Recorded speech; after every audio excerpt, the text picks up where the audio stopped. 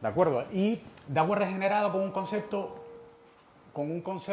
un poco más amplio de lo que es simplemente lo que se puede entender por agua regenerada, que es la reutilización de las aguas tratadas. Es decir, el planteamiento es que las aguas regeneradas o en general lo que es la depuración de las aguas residuales puede y debe constituir una parte fundamental en la respuesta a la crisis ecológica a la que nos enfrentamos en esta primera mitad del siglo XXI. Esa es la idea, ¿no?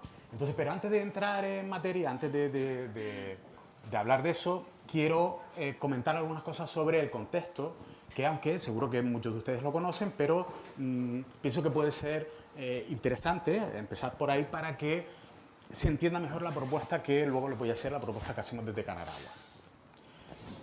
El contexto así, en términos generales, es muy sencillo. Estamos ante una crisis hídrica global que no se puede obviar, que no se puede negar y que compromete el futuro de nuestras sociedades tal y como las conocemos ahora mismo. La idea es que la actividad humana, por primera vez en la historia, ha afectado a los ciclos globales del agua a escala planetaria. Y eso tiene unas consecuencias. Ustedes me oyen bien porque hay algo de acople, ¿no?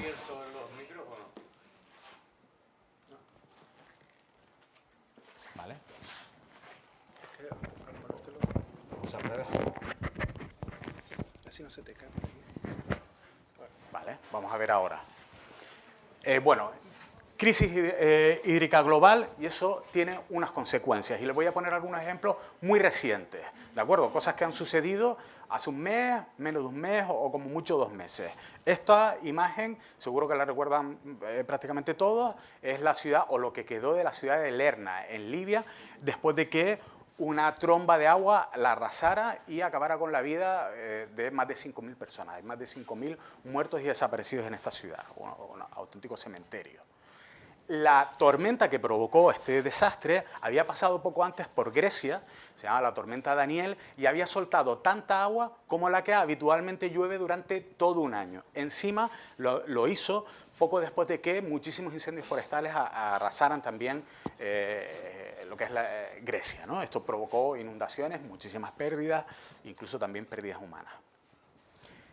La sequía y el cambio climático también están detrás de los incendios forestales que hubo hace poco en las islas hawaianas de Maui, que terminaron por arrasar completamente la capital de esa isla y provocaron pues 100 y pico muertos.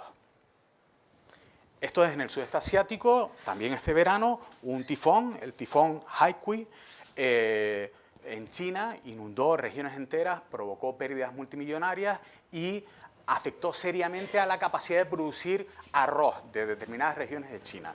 Y esto es un problema bastante serio. Ha sucedido lo mismo recientemente en la India. Una consecución de sequías con lluvias torrenciales lo que está haciendo es comprometer la capacidad de producción, la capacidad mundial de producción de grano, en lugares que son centros importantes de producción. Pero bueno, vamos a acercarnos un poquito más y aquí al lado, en África Occidental, en Senegal, tenemos ya desde hace varios años una sequía importante que hace que mucha gente pues tenga que huir, es lo que tengan que salir de ese país, es lo que llaman los refugiados climáticos. Yo siempre que alguien de mi entorno pregunta, oye, ¿por qué vienen tanta gente en Cayucos? ¿Por qué vienen tantos? Yo siempre me acuerdo de un texto que me llamó mucho la atención, que leí de un periodista teldense, Pepe Naranjo, que hablaba precisamente de una familia, un señor en Senegal, en el interior de Senegal, que tenía una pequeña zona de cultivo y que, porque no llovía, pues ese lugar que había sido tradicionalmente su medio de sustento y el medio de sustento de su familia ya dejaba de serlo, ya era incapaz de obtener de ahí los alimentos necesarios para sobrevivir y tenía que emigrar a la ciudad, ¿no? Bueno, en estos momentos se calcula que hay unos 20 millones de desplazados climáticos y todo esto pues, va a aumentar. Es inevitable además, O sea, quiero decir, tenemos que hacer ya muchas cosas para mitigar y adaptarnos al cambio climático, pero el cambio climático ya está aquí y va a seguir estando y va a seguir provocando todos estos problemas que les estoy presentando, ¿no? Quién sabe, a lo mejor dentro de 15 o 20 años somos nosotros los que tenemos que tocar en la puerta de los países del norte de Europa, porque aquí no se puede ni estar. Vamos a ver lo que nos dicen entonces, ¿no? Bueno, aterrizamos ya en Canarias, ¿de acuerdo? La noticia de la izquierda se refiere a un informe que hace la EMET, la Agencia Estatal de Meteorología que, bueno, pues dice lo que pone ahí en el titular, ¿no? Cada año el desierto en Canarias avanza a una velocidad de 6 kilómetros cuadrados. La noticia de la derecha surge de un estudio que encarga el Gobierno de Canarias, creo que a la Universidad de La Laguna, y su conclusión es esa. O sea, en cuestión de 50 años, excepto La Palma, el resto de islas dejarán de ser verdes. Esto, a mí el titular no me gusta mucho, aunque es verdad que es impactante. Dice, las islas dejarán de ser verdes. Porque lo relevante no es que dejen de ser verdes. O sea, lo que realmente está queriendo decir es que, por efecto de la sequía, por efecto de esa crisis hídrica global, lo que va a suceder es que se van a perder comunidades vegetales enteras, van a desaparecer, ecosistemas enteros y únicos que van a desaparecer totalmente o van a quedar simplemente en áreas relictarias, ¿no? De hecho, esto es algo que ya lo están viendo los biólogos. Por ejemplo, en la caldera de Taburiente, en los últimos años, unos 800 pinos se han secado, han muerto por sequía. La foto del centro, no sé si lo identifican, es un drago de Gran Canaria, Dracaena tamarana. Este drago fue descubierto a principios de los 90 y es una especie en grave peligro de extinción. Ahora mismo no sé cuántos ejemplares adultos hay en el medio natural. En su momento, una vez identificada como nueva especie, se buscaron, se registraron y se analizaron. Bueno, desde que sucedió eso hasta ahora, digo que no sé cuál es exactamente la cifra, pero yo creo que puede estar en torno a 200 o 300 ejemplares en el medio natural.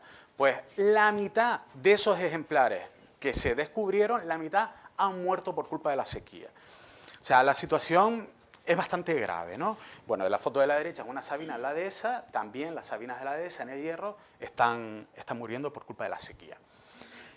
Lo curioso, por no decir, lo voy a decir puñetero, es que en realidad, aunque la previsión es que cada vez haya menos lluvia, hasta ahora en Canarias eso todavía no ha sucedido. Es decir, el volumen de agua que cae por ahora es más o menos el mismo, no ha habido una reducción significativa. Sin embargo, lo que sí que ha pasado es que se ha concentrado, o sea, ha disminuido la frecuencia. Es decir, llueve los mismos litros por metro cuadrado al año o los mismos litros al año, pero en momentos más concretos y por lo tanto con mayor intensidad. Y esto es un problema, porque cuando llueve, todos lo sabemos, cuando llueve el agua mansa, empapa el suelo y ese agua penetra en el acuífero y lo recarga. Cuando llueve fuerte, no le da tiempo al agua de empapar, lo que hace es que genera escorrentía, arrastra sedimentos, arrastra tierra, llega a barranco y termina desembocando en el mar y no carga lo suficiente, no carga el acuífero. Todo esto encima está agravado porque urbanizamos y las urbanizaciones las hacemos impermeables, pavimentos, aceras, techos, tal, ¿no? Bueno, seguro que muchos de aquí, si son de Telde, recuerdan octubre de 2015, un palo de agua que cayó el 23 de octubre, un viernes, yo me acuerdo perfectamente porque trabajaba en Aguas de Telde, trabajaba en la depuradora y así es como quedó la depuradora. Después de esos, cayeron 100 litros por metro cuadrado en cerca de 4 horas en la zona costera de Telde.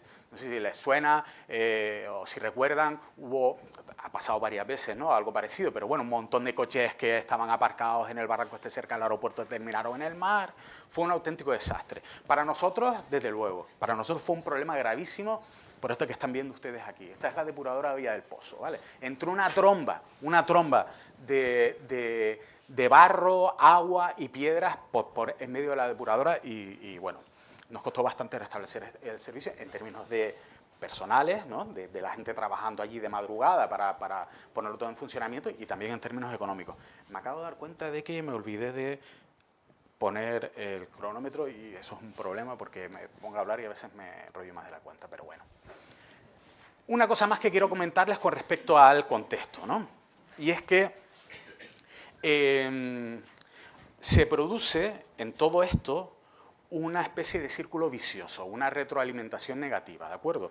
Y esto para mí es importante comentarlo porque muchas veces nos cuesta entender la relación que existe entre la crisis climática, la crisis hídrica, la biodiversidad y nuestra supervivencia, nuestro bienestar. Según los científicos, la crisis de biodiversidad, es decir, la extinción de especies, es más grave que la crisis climática. Bueno, yo en cualquier caso les voy a poner un ejemplo de estas retroalimentaciones, alimentaciones negativas que se producen, que es lo que más o menos ven ahí. Si llueve menos, por lo que hemos comentado, por culpa de esta crisis hídrica, el suelo se seca, el suelo se desertifica y pierde capacidad para ese suelo para retener CO2, para retener carbono. Y eso agrava, por lo tanto, al reducir la posibilidad de secuestro de carbono del suelo, pues agrava la crisis climática, que a su vez agrava la crisis hídrica y a su vez provoca mayor desertificación y se produce ese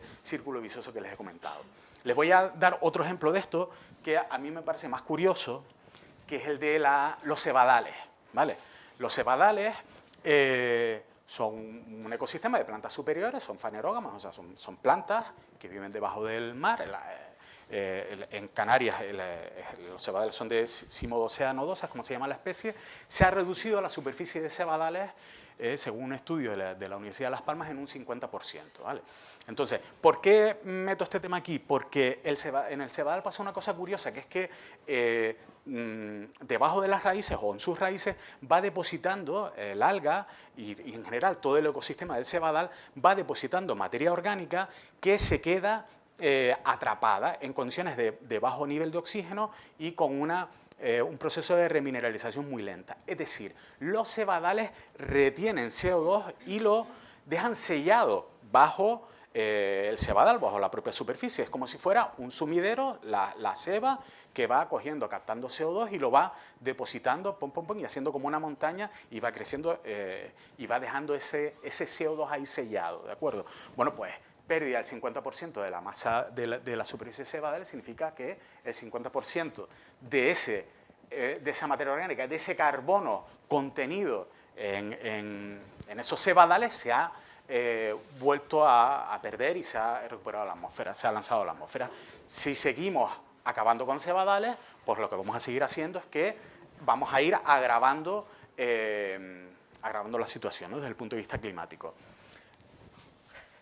Podemos hasta buscar un vínculo entre la desaparición de cebadales y el sector del agua, que tiene que ver con los vertidos, ¿vale? Aunque es la respuesta más sencilla. En realidad, por lo que yo he preguntado precisamente a los autores de este estudio, la idea, lo que ellos defienden es que los cebadales están desapareciendo por culpa de la sobreexplotación de los recursos costeros, que ha alterado completamente los ecosistemas, y eso es lo que hace que desaparezcan. Pero bueno, desde luego que también la contaminación de las aguas, pues seguro que también juega un papel relevante.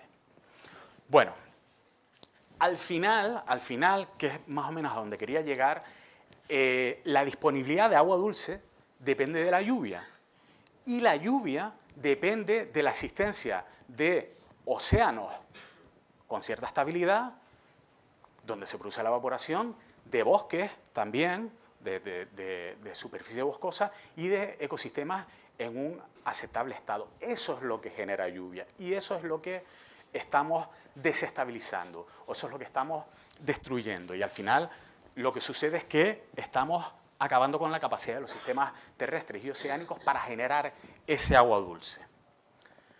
Bueno, en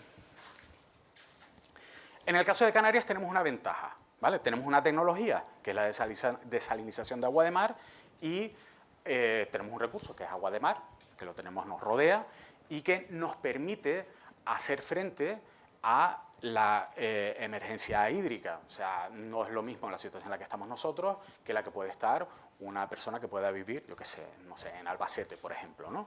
O sea, aquí tenemos esa ventaja. De hecho, podemos decir en realidad que en las últimas décadas hemos mejorado mucho, a pesar de todo esto que somos capaces de ver con respecto a la sequía, con respecto al acuífero, con respecto a la disponibilidad de agua, también al mismo tiempo podemos decir que hemos mejorado mucho en términos de garantía del suministro. Es decir, hace 2 o 3 décadas era más habitual que hubiese viviendas donde el agua para consumo humano entraba, pues yo qué sé, 1 o 2 veces a la semana y teníamos que estar, o quien fuese, llenando el aljibe y después cuidando para que no se gastara el agua hasta la próxima vez que entrara el agua. Y en términos de calidad lo mismo, el agua para consumo humano tiene muchísimos controles y hoy en día pues se puede decir que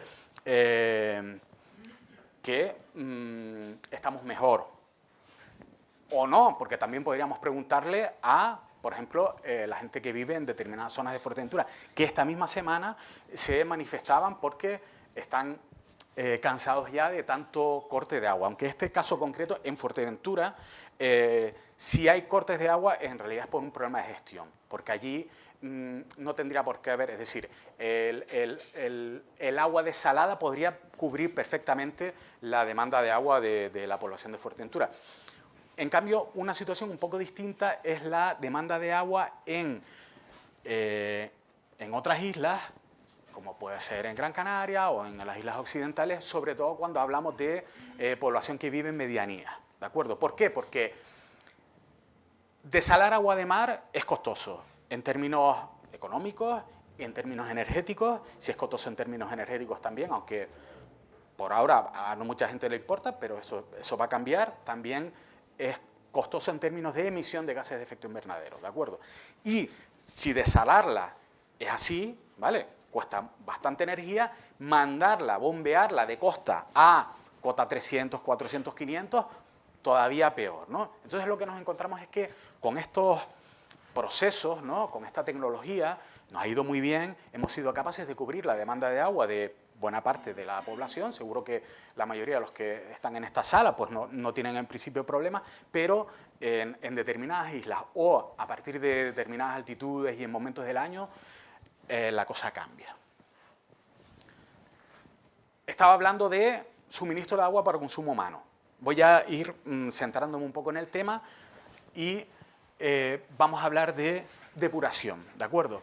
En el ámbito de la depuración, yo diría que las cosas están un poco peor. Esto podría ser objeto de debate, pero sobre todo según en qué islas todavía no se depuran todas las aguas tratadas o no se depuran con la calidad adecuada o hay muchos barrios que no tienen conexión al alcantarillado, que tienen pozos negros, o también hay redes de alcantarillado que están en muy mal estado y donde las aguas residuales se infiltran en el subsuelo. Es decir, en lo que es la parte del ciclo urbano del agua, lo que es la depuración, las cosas están lejos de poder considerarse ideales en estos momentos. Bueno, en realidad, en general, si nos ponemos a analizarlo, si nos ponemos a pensarlo, esta afirmación es totalmente cierta. La gestión del agua en Canarias no es sostenible por muchos motivos. Estamos viendo que, bueno, o sea, ante esa situación lo que tenemos que plantearnos es cómo hacemos que esa gestión pues lo sea, que esa gestión sea sostenible y que sea resiliente y todas estas características. Entonces, es evidente que algo que tenemos que hacer, lo básico, ya lo he comentado, es gestionar las necesidades de agua, cubrirlas de toda la población, de todas las actividades económicas, es decir, en términos de cantidad y calidad, y también tenemos que tratar adecuadamente las aguas residuales. Pero además de eso, si queremos considerar que el sector del agua es un sector sostenible, tenemos que hacer frente desde el propio sector del agua, desde el agua, o al menos colaborar para que hagamos frente a la crisis hídrica, a la crisis climática y a la crisis de biodiversidad. Es un poco el concepto que quiero introducir aquí, que es la idea de gestión regenerativa del ciclo del agua. Vamos a verlo con un poquito de detalle. Entonces, ¿cuál es ese camino hacia la sostenibilidad del sector del agua? Bueno, sin pretender ser muy exhaustivo, pero sí que voy a dar algunas ideas. Para empezar, para que seamos sostenibles, tenemos que aplicar los criterios de economía circular, tenemos que, evidentemente, luchar contra la crisis climática y también tenemos que proteger a la biodiversidad. Entonces, ¿eso en qué se traduce? O sea, al final, ¿qué es lo que tiene que suceder? Bueno, pues para empezar, tenemos que ser capaces de gestionar la demanda de agua, es decir, ser muy eficientes, ahorrar al máximo, no podemos derrochar. Esto hay muchas maneras de hacerlo y no voy a entrar aquí porque como me quiero centrar en la parte del tratamiento de las aguas regeneradas. Pero vamos, que hay que aplicar estrategias para reducir la demanda de agua, reducir las extracciones o las necesidades de agua. También tenemos que trabajar en ciclos de agua cerrados, ¿de acuerdo? Y esto sí que lo desarrollo un poco más adelante, pero implica que ese agua que bien captamos de un acuífero o de agua de lluvia o bien desalamos, tenemos que gestionarla como hace la naturaleza, a modo de ciclo cerrado, es decir, reutilizar todo lo que sea posible ese agua, ¿no?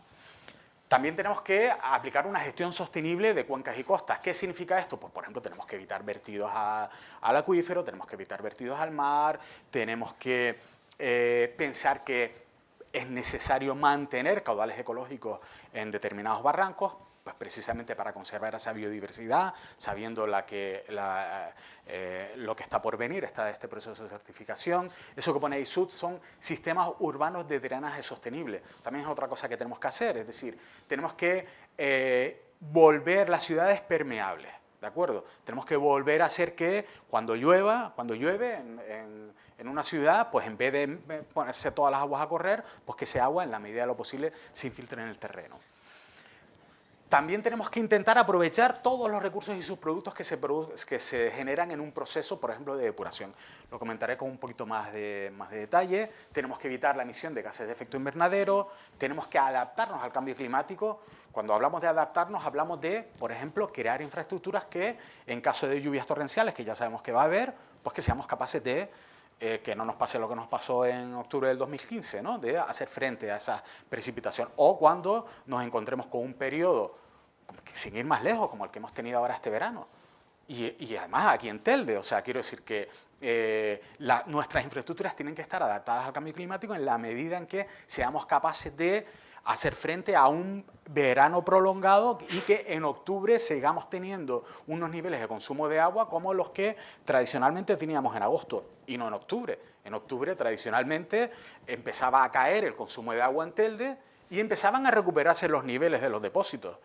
La desaladora de Salinetas produce una cantidad de agua, hay unos niveles de almacenamiento que garantizan que no haya que cortar el agua a nadie, pero en verano, durante muchos meses, el consumo de agua está por encima de la capacidad de producción y esos niveles, ese almacenamiento de esos depósitos va cayendo y normalmente terminaba septiembre y empezaba otra vez a subir el nivel de almacenamiento de los depósitos porque empezábamos a bajar el consumo y a ser capaces de cubrirlo totalmente con la producción de agua desalada. Pues este verano no sucedió eso. Este verano hemos tenido un mes de octubre terrible. Bueno, pues adaptarnos al cambio climático es hacer frente, o sea, ser capaces de resistir ese tipo de situaciones. Y por último, que también lo comentaré con un poco de detalle más adelante, tenemos que plantear un nuevo modelo de gobernanza. Si queremos hacer las cosas de otra manera, ¿vale? O sea, queremos tener otro resultado, mejor dicho, que es que el sector del agua sea más sostenible,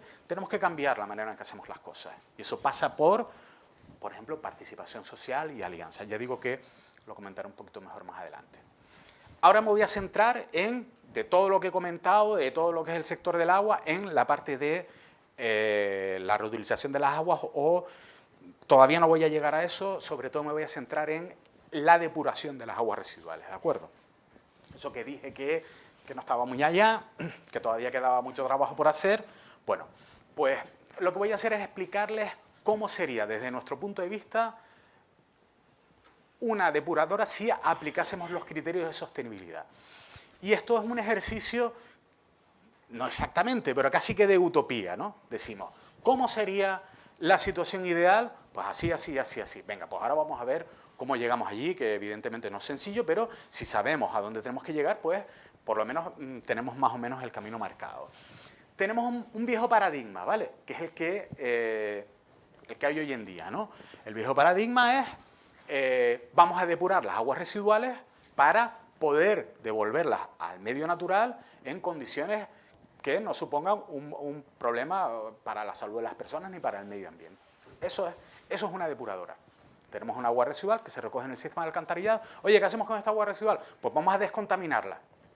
Vamos a eliminar sus patógenos, su materia orgánica, la vamos a convertir en un agua tratada y el agua tratada, pum, la echamos al mar o la echamos al cauce del barranco y hemos resuelto un problema, ¿vale? Entonces, lo que tenemos es una instalación, una depuradora que ocupa suelo, ocupa un espacio, ¿de acuerdo? Ustedes, aquí supongo que habrá muchos de Telde, ¿no? Bueno, pues depuradora de Villa del Pozo, ocupa un espacio además maravilloso, ahí al lado de una playa, un sitio estupendo, ocupa un espacio. Recibe agua residual. Recibe energía. Necesitamos energía para tratar el agua. Hay que meter oxígeno, hay que meter aire, hay que hacer cosas. Más o menos 1 kWh por metro cúbico tratado. Son consumidores de energía. Y a cambio de ocupar suelo, recibir las aguas residuales y consumir energía, devolvemos un agua tratada, un agua de una calidad aceptable, y sacamos también unos residuos que van al complejo ambiental. ¿De acuerdo? Como ven, es un proceso lineal. De lo que se trata ahora es de irnos a un nuevo paradigma, que es lo que nosotros llamamos las ecofactorías. Y la idea es alcanzar un modelo circular, de manera que la instalación genere su propia energía, por supuesto reutilice agua, se valoricen los residuos y todo eso generando un impacto positivo para la sociedad y la biodiversidad. Y estarán diciendo, bueno, no me lo creo. Bueno, como dije, es una idea, ¿de acuerdo? Y de lo que se trata es de caminar y de tener un poco el planteamiento, ¿no? Entonces, una ecofactoría al final es un espacio que recibe agua residual, pero que también puede recibir residuos de otras actividades económicas, como puede ser la agricultura, la ganadería o el turismo. Residuos orgánicos. Esa depuradora que recibe esas aguas residuales o ese espacio, esa ecofactoría recibe aguas residuales, puede recibir también residuos orgánicos, genera energía renovable porque los lodos de depuración, lo que extraemos al agua para descontaminarla, se puede convertir en biogás, se puede convertir en un combustible relativamente renovable. Y también sucede lo mismo si mezclamos esos lodos de depuración con pues residuos ganaderos o con aceites y grasas del sector de la restauración. Entonces, generamos energía o incluso podemos generar, si le hacemos lo que llaman un upgrade, o sea, una mejora a ese biogás, podemos generar un biocombustible que se puede utilizar en el transporte. Además, también esa ecofactoría puede generar recursos que son útiles para la agricultura. Puede generar compost o puede generar nitrógeno, fósforo. En general, se pueden sacar de ahí bastantes subproductos. Por supuesto, genera un agua de una calidad, generaría un agua de una calidad adecuada que se puede utilizar para cumplir distintos usos y además nosotros lo que planteamos es que esa ecofactoría tiene que plantearse también como una infraestructura verde, como un lugar que piensa en las personas que trabajan y evidentemente en las personas del entorno, pero también en la biodiversidad. Bueno, suena bien, ¿verdad? Los anglosajones, que además son muy dados a utilizar acrónimos, ya están empezando a decir, no, esto no es una WWTP, que es como lo llaman ellos, que es la Wastewater Treatment Plants, planta de tratamiento de aguas residuales. Y ahora dicen, no, esto es, están empezando a llamarlos una WRRF, Water Resource Recovery Facility, es decir, una instalación para la recuperación de los recursos hídricos. Esa es la idea. La manera en que nombremos las cosas, ¿verdad que es importante? Pero también es importante lo que haya detrás, ¿no? Entonces, no se trata solo de cambiar el nombre, sino de definir y de realmente transformar, ¿no? Entonces, nosotros lo que hacemos en ese camino que les he comentado, que hemos más o menos definido, es plantearnos varios ejes de trabajo. Entonces decimos, bueno, pues un eje es el de la energía. ¿Qué queremos aquí? ¿Qué tiene que cumplir una ecofactoría para hacerlo? Pues tiene que ser autosuficiente energéticamente. No puede consumir energía del exterior, ya sea gracias al biogás o combinación de biogás más otras energías renovables, pero no puede consumir energía del exterior. Por supuesto, tiene que reutilizarse, tiene que salir un agua de calidad y reutilizar ese agua al 100%, no verterla. No debe generar residuos, todo lo contrario, tiene que producir recursos que sean útiles para restauración ambiental, para agricultura, para lo que sea. Tiene que pensar también en las personas del entorno. Se pueden generar, luego les comentaré un caso en Tenerife bastante interesante, interacciones positivas con el entorno, de manera que esa depuradora pues pueda tener utilidad. Yo sé que es complicado, ustedes pueden estar pensando y piensan en la depuradora y el pozo, que si huele, que si no sé qué, y no se les ocurre de qué manera puede ser algo positivo, pero sí que puede ser. Y, por supuesto, también, como dije antes, la instalación tiene que pensar siempre, porque así nos lo planteamos nosotros, o al menos intento que así sea, en Canaragua, pensar siempre en términos de biodiversidad, ¿vale? Es muy importante que tengamos esto presente. Bueno, En general, voy a ver cómo voy de tiempo. Vale. En general, lo que sí que les quiero plantear ahora, después de esta, un poco de toda esta información que he lanzado, es que las aguas regeneradas son, o al menos pueden ser, un elemento clave en la respuesta a esa crisis global que más o menos he posado en la introducción, ¿no? ¿De acuerdo? Es decir, gestionadas adecuadamente, las aguas residuales, que ahora los podemos ver como un problema, pueden ser parte de la solución, ¿no? Entonces, ¿por qué? Bueno, pues por ejemplo, tenemos que adaptarnos a la crisis climática y a la crisis hídrica, ¿verdad? O sea, incremento de temperaturas, escasez de precipitaciones, estrés hídrico, incremento de la desertificación. Bueno, pues una depuradora o el agua residual nos puede ayudar a conservar y aprovechar los recursos hídricos existentes. En la medida en que seamos capaces de aprovechar ese agua y reutilizarla, dejaremos de extraer esos caudales del acuífero, por ejemplo, ¿vale? De manera que nos ayuda a luchar contra la crisis hídrica. Nos permite también recuperar el acuífero, no solo porque dejemos de extraer recursos hídricos del acuífero, sino también lo podemos utilizar, esa agua regenerada, de manera controlada para recargar el acuífero, recargar y mantener los niveles. En Estados Unidos hablan de recarga y recuperación de acuíferos, ¿vale? O a lo mejor el agua regenerada puede ser para crear una barrera para evitar la entrada de agua salada en el acuífero y la pérdida de calidad de las masas de agua en las zonas costeras. En general nos puede ayudar, el agua reutilizada nos puede ayudar a recuperar el acuífero. Nos ayuda también a incrementar nuestra soberanía alimentaria.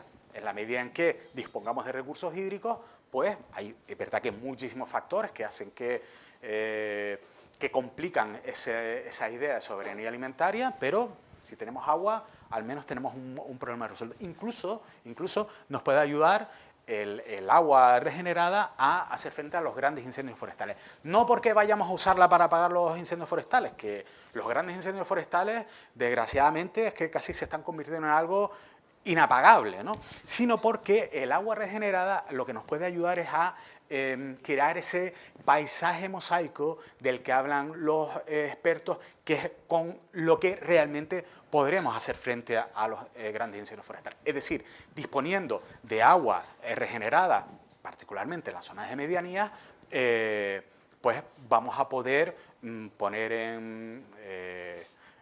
tener actividad económica, agrícola, ganadera, y eso nos permitirá hacer frente a esos grandes incendios forestales que van a ser, yo puedo parecer un poco catastrofista, pero lo digo así, van a ser cada vez peor, y mira que parece que no, porque dicen, cada generación que dicen incendio de cuarta generación, parece que ya es la última, pues no, pues ya vamos, me parece que por la sexta generación, ¿no?, de gravedad de los incendios forestales. Hemos dicho que el agua regenerada nos puede ayudar a adaptarnos al cambio climático, de la manera en la que les estaba comentando, pero también nos puede ayudar a mitigar el cambio climático, ¿vale? Son dos conceptos distintos. Una cosa es, oye, hay cambio climático, tenemos que ver cómo lo gestionamos, pero por otro lado, oye, vamos también a intentar que no se incremente la temperatura a 3 grados, que se quede, pues yo qué sé, por lo menos en 2 grados de media. ¿Cómo lo hace eso el agua regenerada? Pues porque mejora la capacidad del suelo para absorber carbono, ya lo hemos visto. Es un suelo húmedo y con biota y con vegetación vivo, cultivado o simplemente un ecosistema en unas condiciones adecuadas, absorbe carbono. Pero es que además también el agua regenerada nos puede ayudar a mitigar el cambio climático porque puede sustituir agua con una mayor huella de carbono. Ya les expliqué cómo tenemos una agua desalada que tiene una huella de carbono alta. Yo qué sé, 2 kilos de CO2 por metro cúbico producido, por ejemplo. Si encima esa agua desalada la queremos subir a, no sé, a medianías, pues ya nos vamos a 2,5 kilos de CO2 equivalente por metro cúbico tratado. Si utilizamos agua regenerada, estamos sustituyendo ese agua con una mochila, con una carga de huella de carbono alta, por una que tiene una huella de carbono más baja. Y aquí pongo un punto que en realidad es muy complicado. Dice, reducir la huella de carbono de las depuradoras. El agua regenerada nos puede ayudar a eso, porque al final uno dice, oye, pues si regenero un ecosistema, si consigo que aumento la capacidad del suelo para absorber carbono, si utilizo el agua para tal, bueno, pues puedo. Pero la realidad es que las depuradoras, cuando nosotros nos ponemos a pensar, y estamos en ello, de qué manera podemos ser capaces, nosotros como Canaragua, en el 2040 de ser neutros en carbono, el problema, lo que decimos, Dios mío, ¿qué hacemos? Son las depuradoras, porque el propio proceso de depuración emite gases de efecto invernadero, emite metano y emite óxidos nitrosos. Hasta incluso la descarga del agua tratada a un barranco, a la costa, al mar, o yo diría que hasta la reutilización de esas aguas también emite gases de efecto invernadero, porque como tiene nitrato, ¿vale? Ese nitrato, después en determinadas condiciones, se puede convertir en óxidos nitrosos, que es un capa. Es decir, esto lo he puesto ahí, pero esto daría como para muchísimo. Bueno, hemos visto entonces que las aguas regeneradas nos pueden ayudar a adaptarnos al cambio climático, nos pueden ayudarnos a mitigar el cambio climático y, por supuesto, también nos pueden ayudar a conservar la biodiversidad. ¿Por qué? Pues, para empezar, reducimos los vertidos, y eso ya es algo positivo. Vertidos a cauce, vertidos a mar, bueno, aunque no es lo más grave, pero bueno. Pero es que también ese agua se puede utilizar para restauración ambiental de zonas relativamente degradadas y, por supuesto, se puede utilizar en la lucha contra la desertificación. Es decir, yo al menos, no sé si soy demasiado pesimista, pero por lo que estoy viendo, por lo que escucho, por lo que me cuentan, por lo que leo, es que a lo mejor llegará un momento en que vamos a tener que utilizar agua para regar un bosque de laurisilva en una zona reluctaria, porque si no desaparece de la isla de Gran Canaria.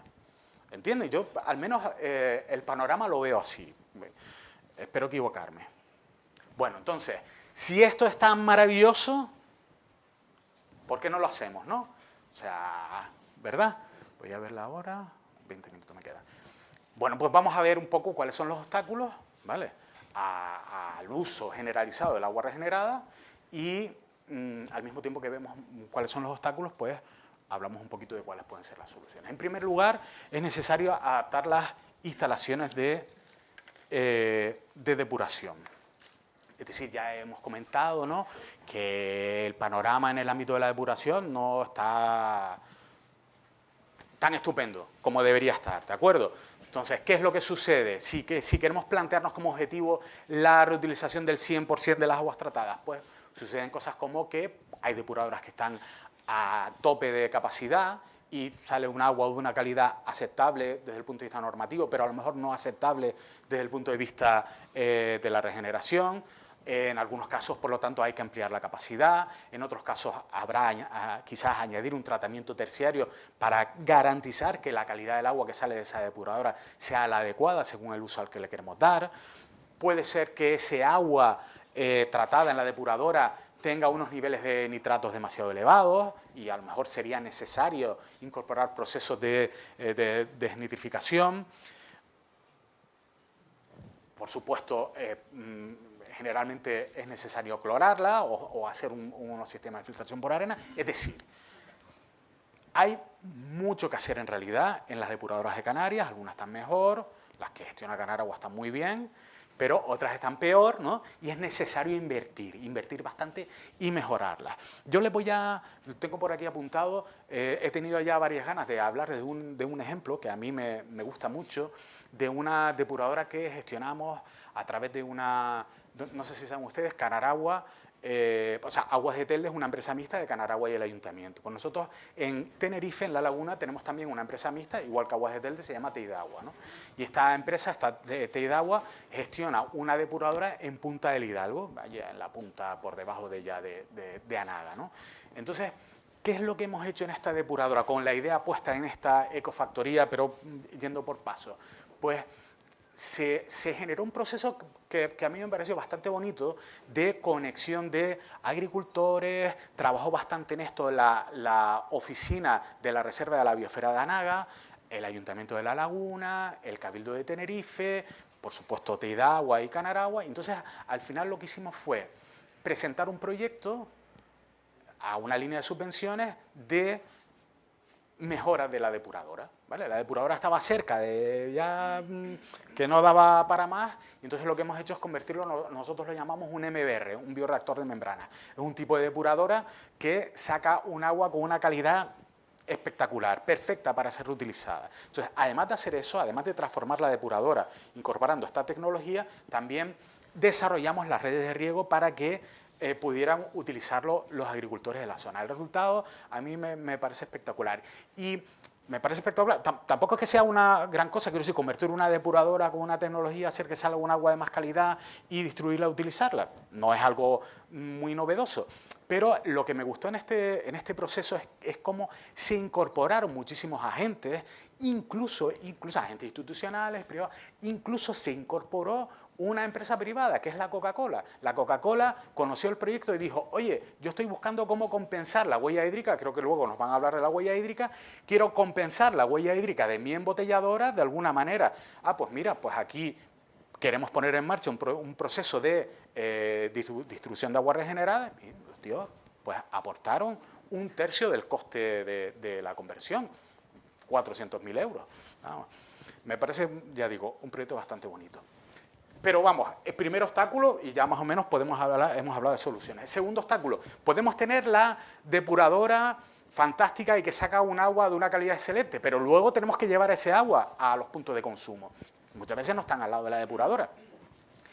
Y las infraestructuras de transporte y almacenamiento son caras. O sea, hablamos de tuberías, depósitos, bombeos. Vale, yo he puesto aquí unas fotos de esta de la izquierda, a lo mejor la reconocen porque es de aquí cerca, ¿no?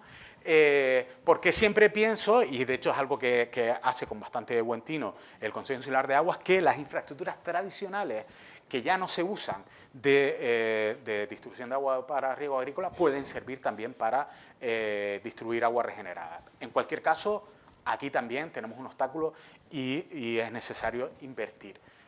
Sin ir más lejos, la depuradora de Ginamar saca un agua de una calidad excelente, pero lo que tenemos complicado con respecto a esa depuradora es dónde llevarlo, dónde están los puntos de consumo de ese agua tan excelente.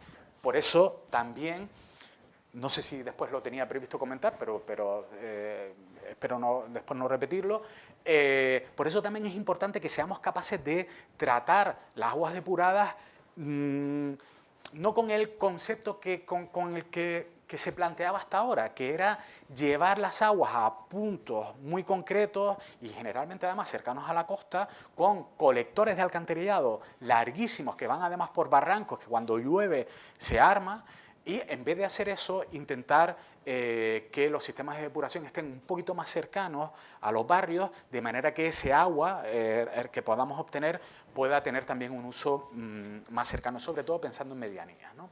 Bueno, otro obstáculo que tenemos, muchas veces el agua tiene una conductividad demasiado alta, ¿vale? Y eso nos obliga a desalarla. El agua regenerada, desalarla. Esto, por ejemplo, se hace en Las Palmas. El Consejo Insular de Aguas tiene una instalación que además gestiona Canaragua, que es un tratamiento terciario de las aguas que salen de la depuradora de Barranco Seco, y ese tratamiento terciario, además de unos sistemas de filtración, tiene unos sistemas de electrodiálisis reversible para reducir el contenido de sales.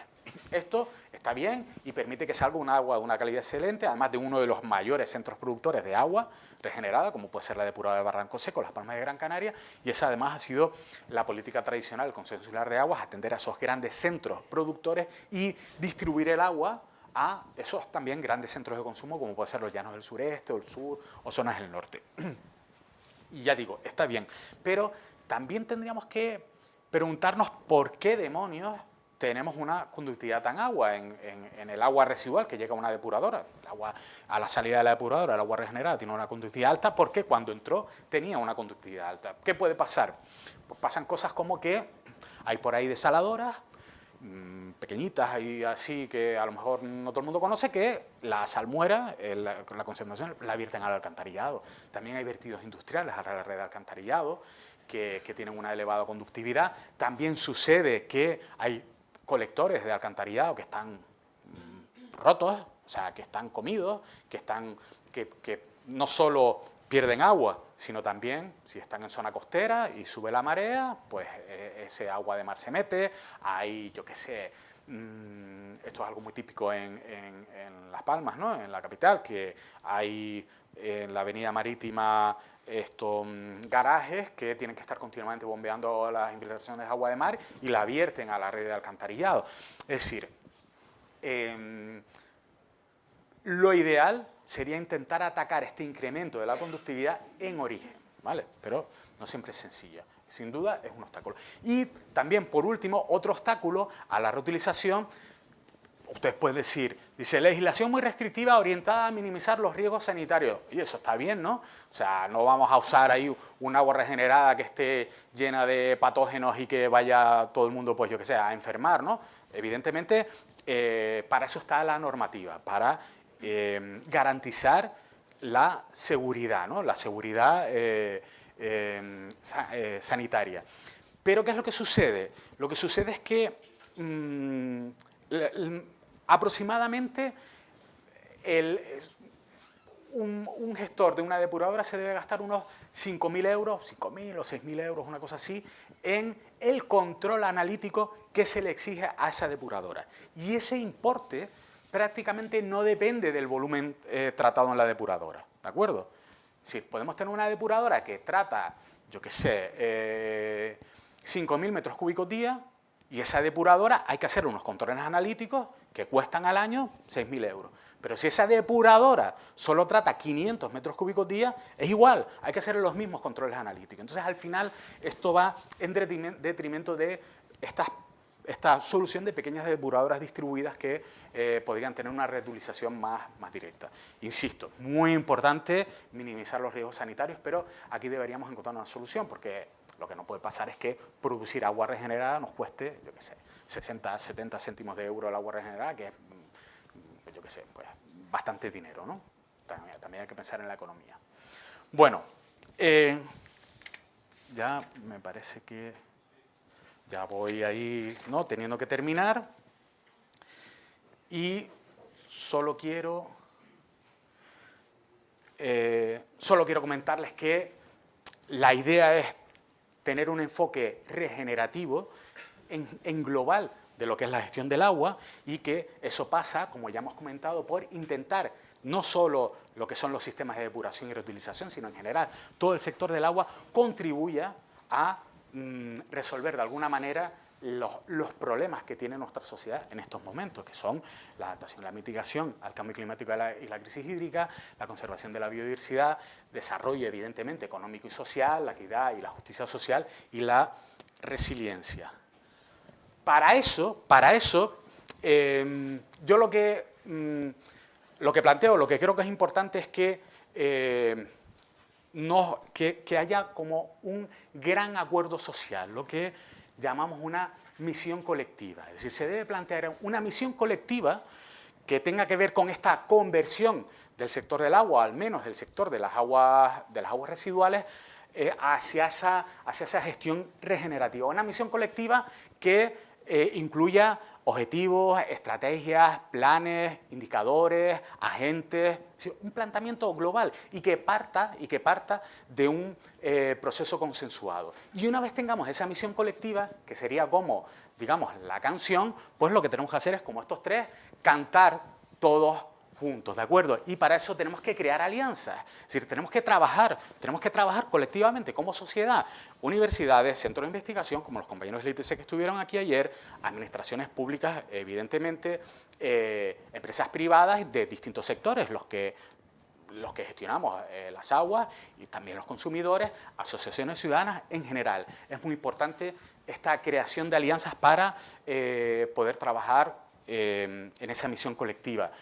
Desde luego también, volviendo ahora ya a poner el foco en el sector del agua, es importante gestionar la interacción del sector del agua con el resto de agentes, turismo, agricultura, sociedad en general. Muy importante, tenemos que resolver la financiación. Esto es un grave problema, ¿vale?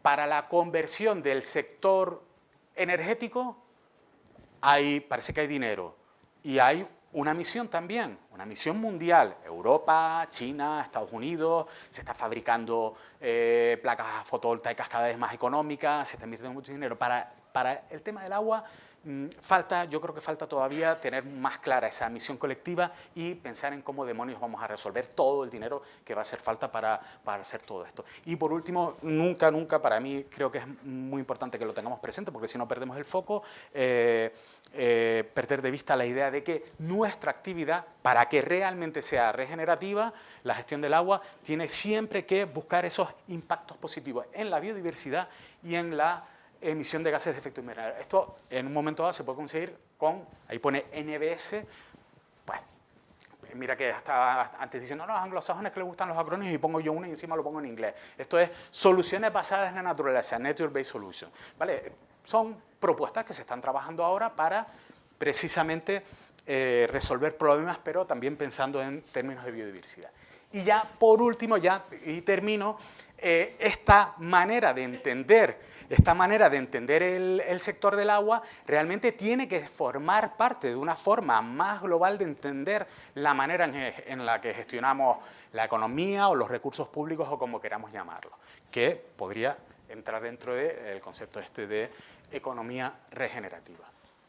Y nada más, muchas gracias.